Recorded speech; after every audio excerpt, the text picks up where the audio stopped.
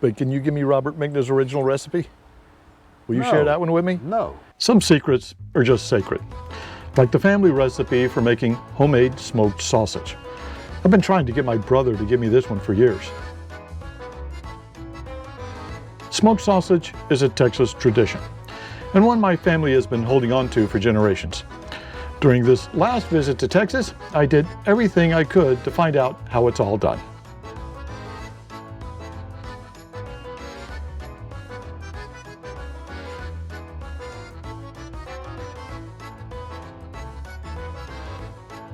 I'm Steve. I'm Nancy, and together with Mars the Blind Sheltie. and Phoebe, the warrior princess, we are living our dream. Our goal, to travel the U.S. and Canada. While spreading the messages taught to us by our pets of Keep smiling, be kind. and be happy.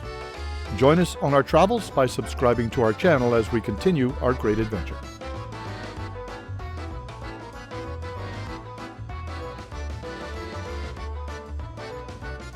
Rob finally gave me the recipe.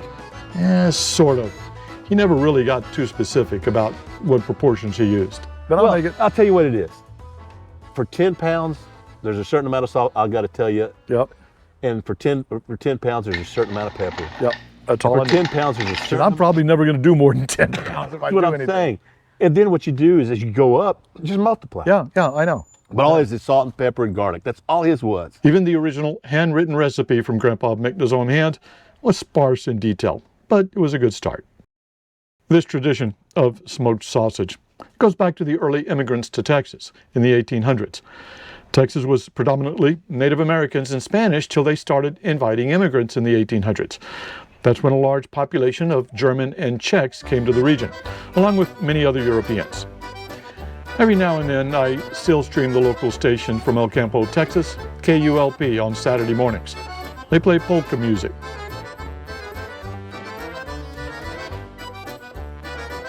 It was those early German and Czech residents that brought a tradition of sausage making to Texas. My stepmother's father was one of those. So Robert Migna, Irene's dad, was the one that taught you the sausage? He taught me, yeah. I asked him one day, we went hunting one time, and I said, I wish I had something to do with this meat. I really don't care about steaks, deer steaks that much. I'll make deer sausage. I said, I don't have anything to make deer sausage. You come over to my house and we'll make deer sausage. Robert Migna was born in the U.S., but was Czech through and through, as were many of the descendants in Wharton County. He was well known for his smoked sausage. All it was salt, pepper. It's the best sausage we ever made. We've been we always try to add something down here and there, you know, but that was the best sausage we ever made. 5 o'clock in the morning, he wanted to get started because he wanted to go to bed by 6 or 7. So. Jeez, And okay. it takes a long time. Yep. It takes 12 hours in a day just to make it.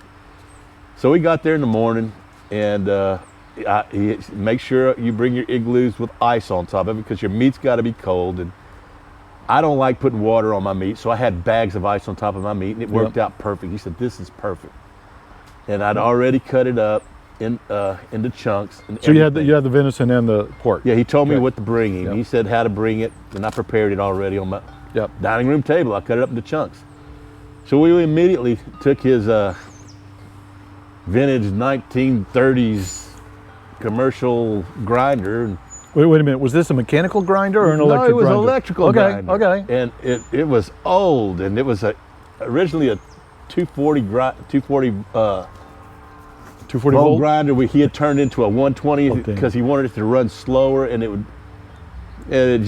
ran slow, but it was way better than hand grinding like Grandpa Kolajackle. Yeah. And so we just sat there and we ground. I had over 150 pounds that day.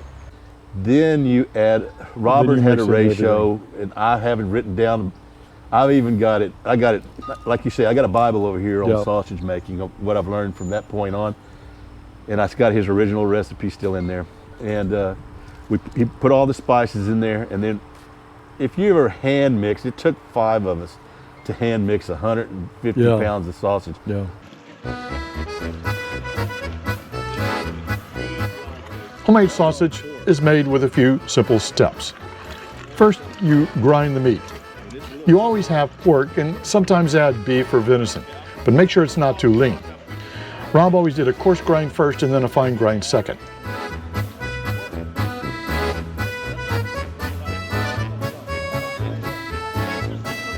You then mix in all the seasonings, but especially salt. And what I found, about 1.25% should be salt. In other words, if you start with 100 pounds of meat, 1.25 pounds of salt. You can also use curing salt or preservative, and a lot of people use binders. And then you might also want to do garlic and pepper as well. And then a lot of other people will start to add other things, whether it's jalapenos, cheese, and other flavorings to their sauces to make it unique.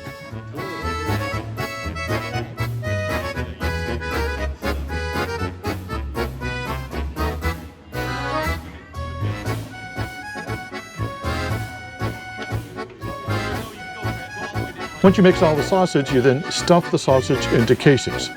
We took all the ground sausage after we put all the spices in it. We put it in, just like we did today, Yep. Put it in a stuffer, but he had like a 10-pound stuffer, so we had to stuff that thing 15 times.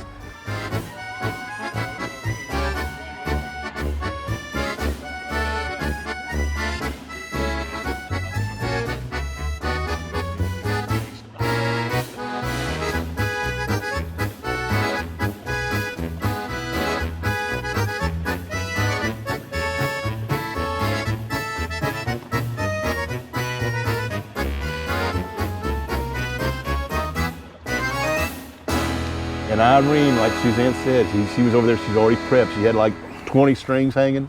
Oh. And every time Robert would give her one, she'd tie up one end, and then she had this little loop knot, she'd tie up the other end.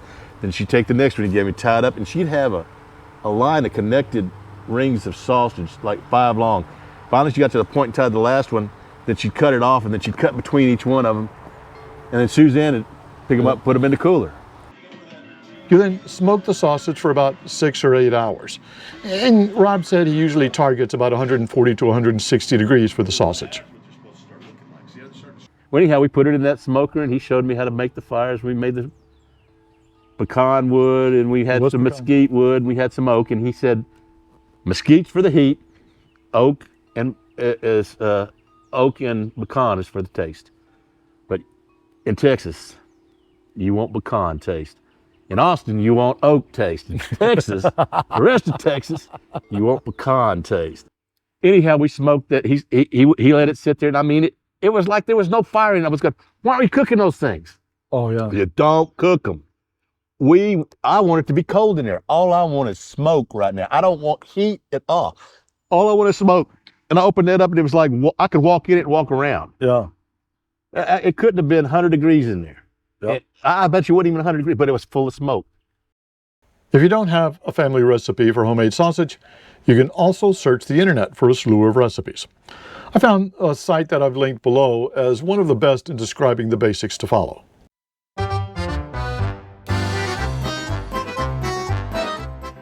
As Rob mentions, there's several smokehouses that have spun up with this Texas tradition of smoked meats all around the region of Wharton County and surrounding areas in the hill country where we were brought up. One of those is Prasek's Smokehouse in Hillgee, Texas. It's just outside of El Campo, where Nancy and I lived just after we were married. My dad took me there to get Nancy some kolaches. That's another Czech delicacy.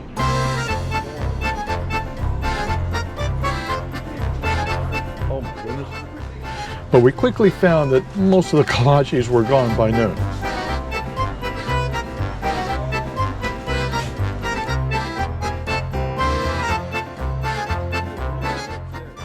Praskes also was the best place to purchase good Texas meat.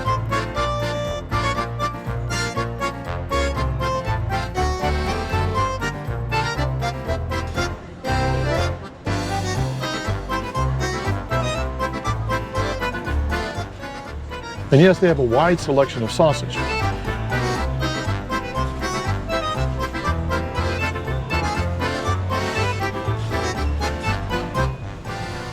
And even the famous turducken, as well as a selection of pickled products and condiments. It just so happened that my dad knew Mike, and he was so proud of his business, he wanted to show me around when I was introduced to him. I wasn't going to pass up this opportunity. Oh, okay. You video and everything? Oh yeah, can I ask you? Well, so you had this place for your family's had this place how long? My wife and I started. He started here. Oh, you didn't start it this big. See that thing with the handles on top right there in the window? Yeah. That's what I started making sausage with. Sausage. Yeah. So you got to crank it. I've Like seen a few of those. mine was about that big around. I like this place. We got one to see you. The retail part, this part is about twice the size, 3 times the size. We got a new thing, heart for battle. Richard did it. He did that? Go through a lot of meat, a lot of. Well, you ship a lot, don't you?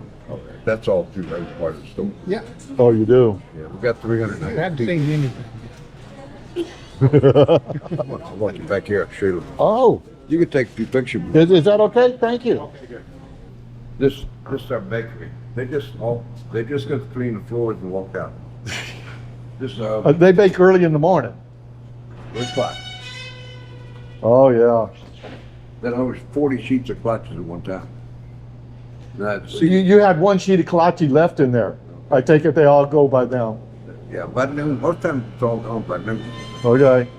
I got to get here a little early. I got a son.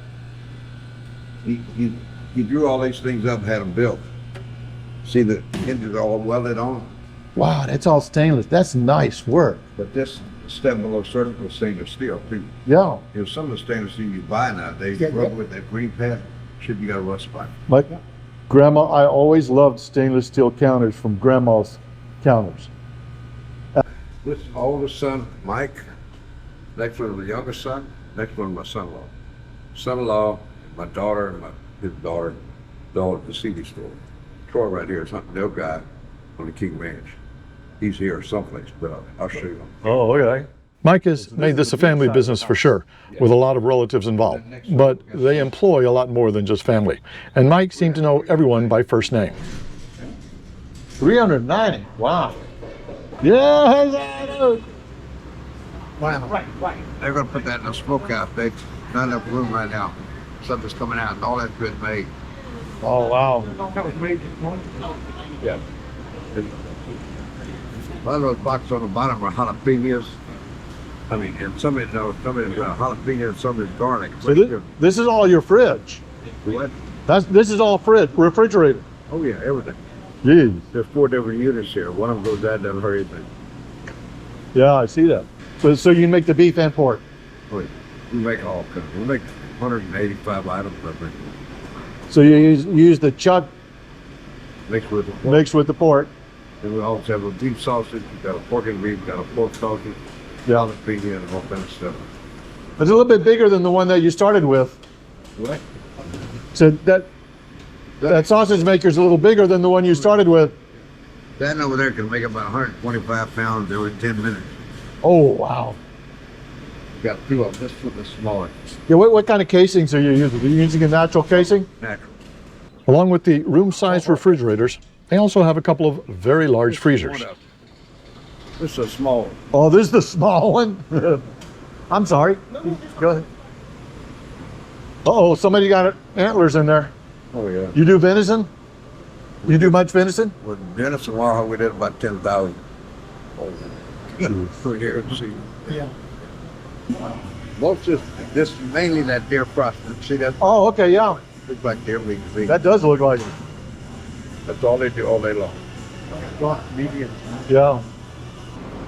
When they smoke on those, they get them smoke, they bring them back here, they wash them, sanitize them, send them back. That's a stick tumbler that Mike and I designed a week. They process venison as well, but they have to keep all of the deer on the computer for the game wardens to verify. Bring some in here and everything, put it in deer tag numbers and all that stuff. Oh, wow. So that's... Well, Praskes is much more than smoked meats. It's the smoked meats and kolaches that they are best known for.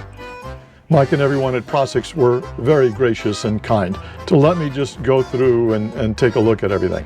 I loved being able to take a look behind the scenes from someone you could tell who loved what he was doing.